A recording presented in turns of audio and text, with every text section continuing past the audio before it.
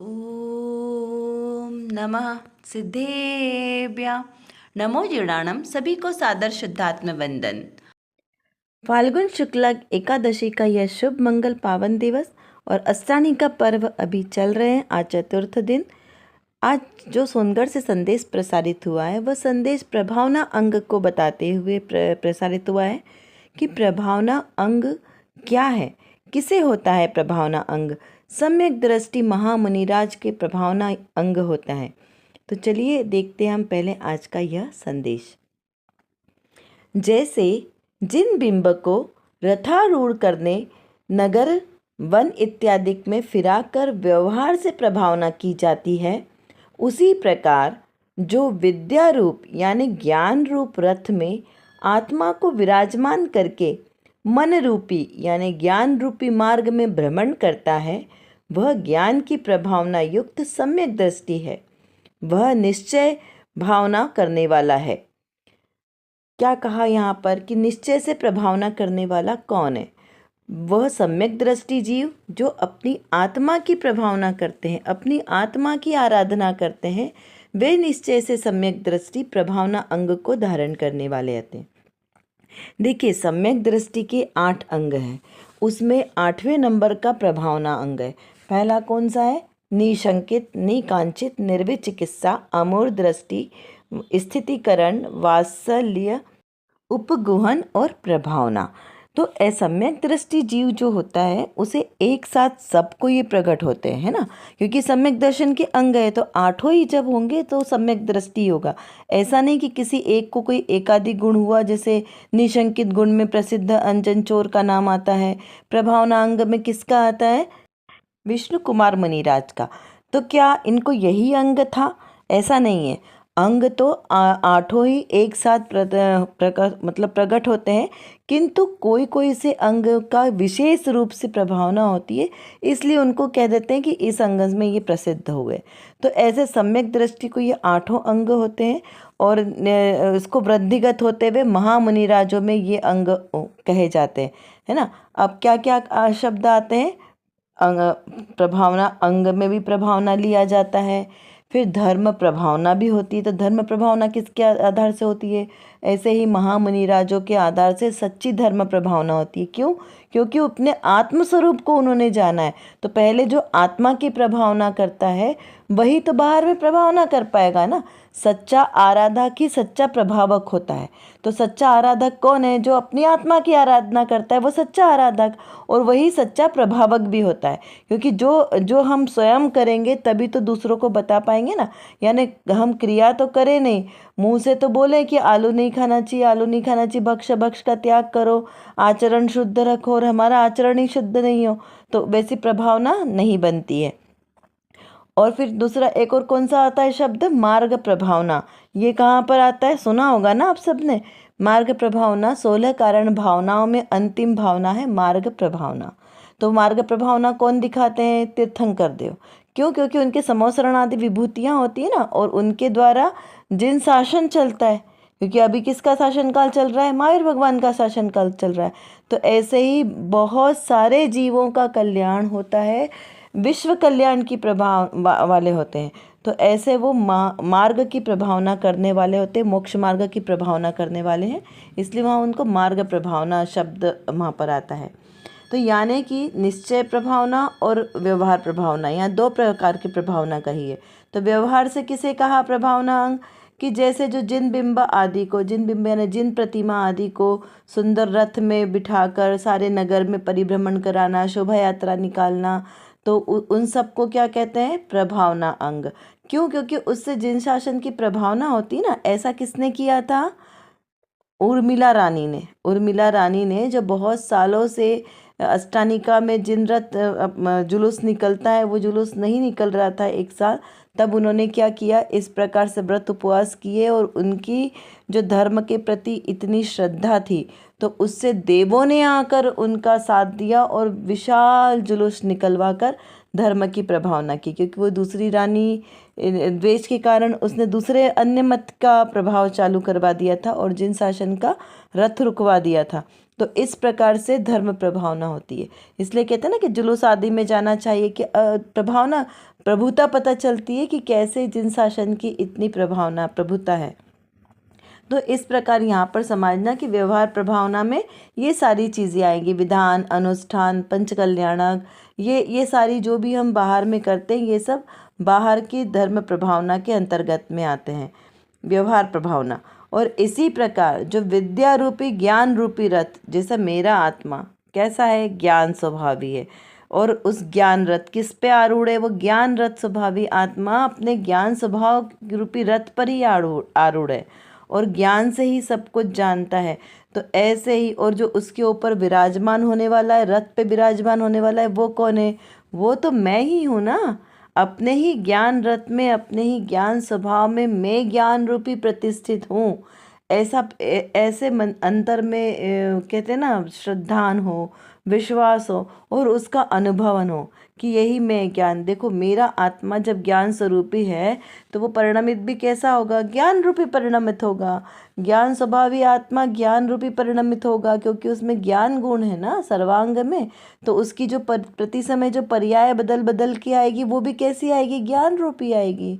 तो वो अपनी ही ज्ञान रूप प्रभावना में उसके ही आनंद में जो नित नई पर्याय आई है उसी के आनंद का वेदन करने वाला ऐसा ज्ञान स्वभावी जो मैं आत्मा हूँ, वही सच्ची प्रभावना है।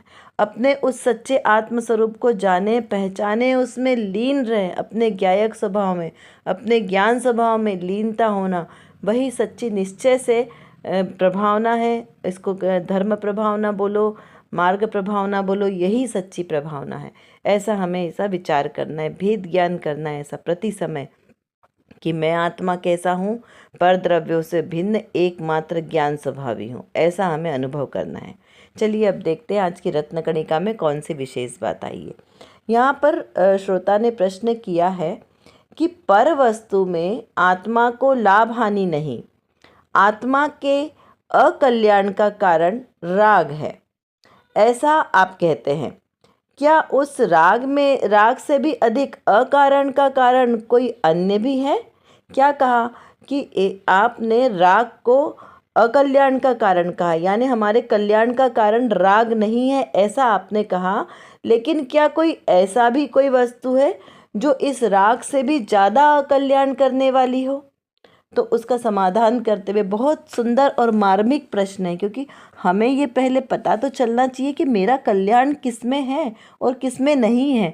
हम व्यर्थ ही जहाँ पर सुख की कल्पना कर करके हमारा अमूल्य समय बर्बाद कर रहे हैं, तो क्या वहाँ पर सुख है भी या नहीं, या हम भूसे को कूट रहे हैं, है ना। तो हमें ये पता चलना चाहिए कि हमारा कल्याण, हमारा प्रयोजन की सिद्धि हो भी रही है या नहीं हो रही है। तो उसका समाधान करते हुए यहाँ गुरुदेव श्री ने कहा कि कोई भी पर वस्तु अथवा, क्या कहा, कोई भी पर वस्तु अथवा देवशास्त्र गुरु, कौन से यहाँ सच्चे देवशास्त्र गुरु की बात चल रही है, मिथ्या की तो बात ही नहीं है।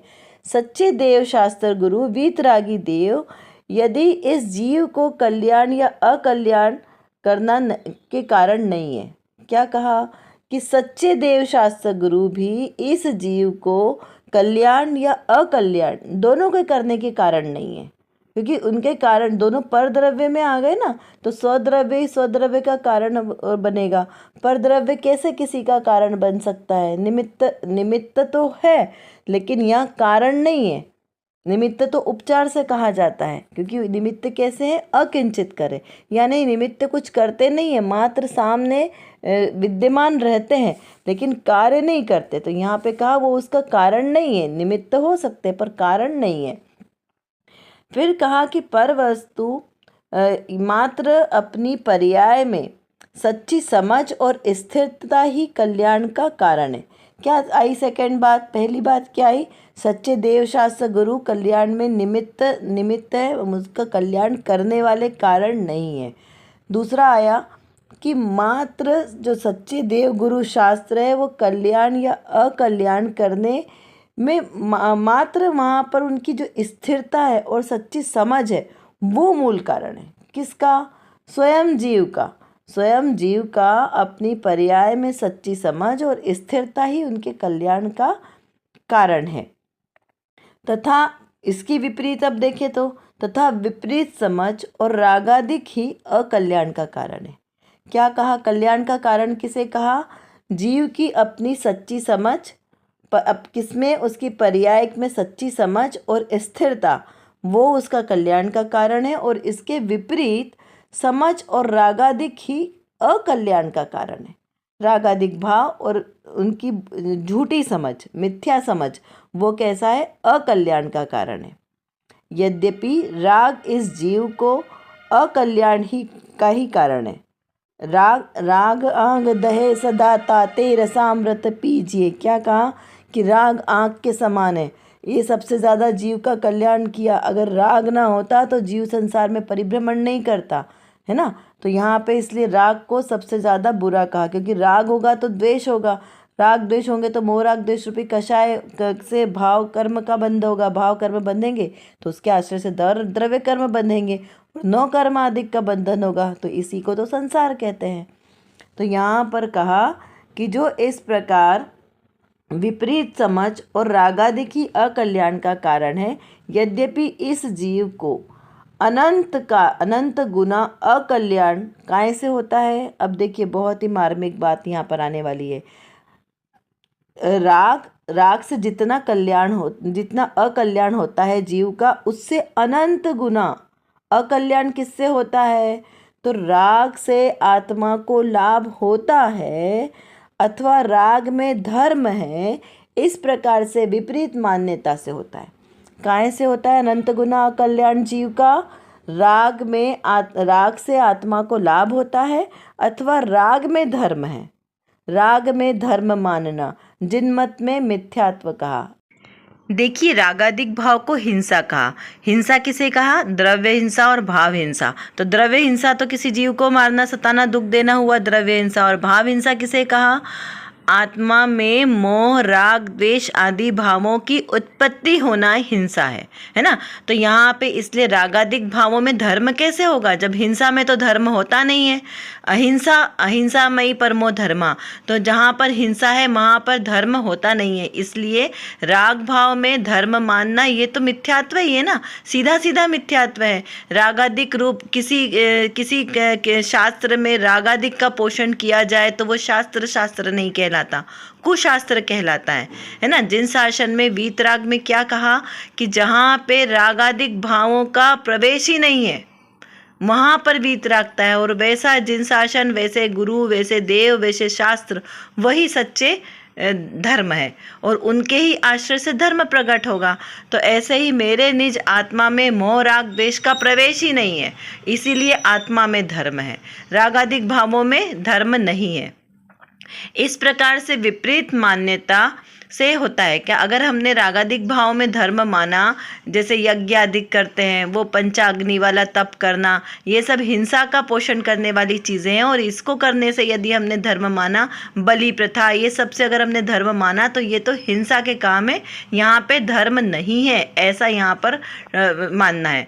ऐसी विपरीत श्रद्धा, कैसा विपरीत श्रद्धा कि रागादिक भावों में धर्म है, इस प्रकार का विपरीत श्रद्धा ये अनंत संसार का कारण है, एक दो का नहीं, अनंत संसार का कारण है।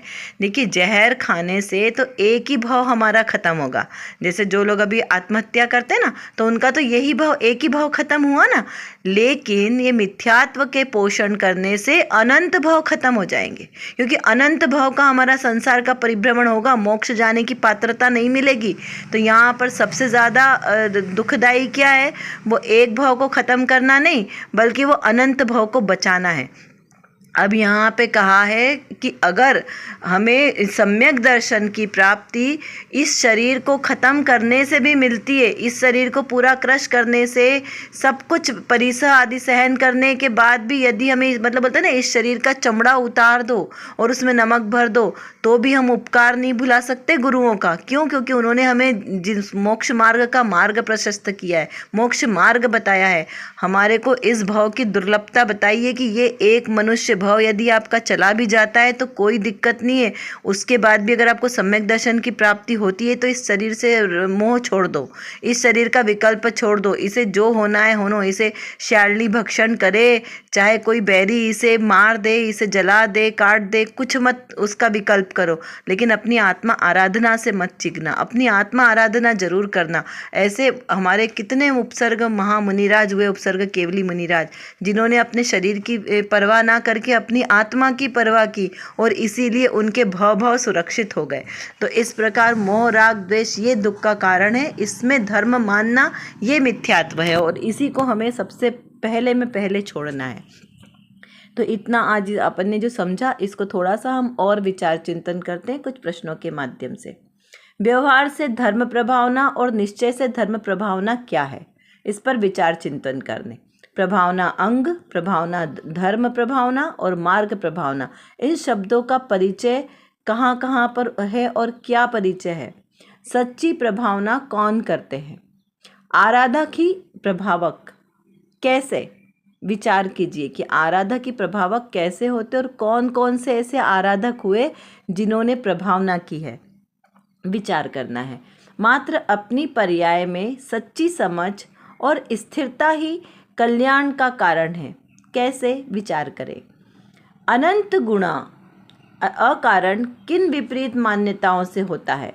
राग से आत्मा को क्या लाभ होता है, अथवा राग में धर्म है या नहीं है, इस पर विचार करें।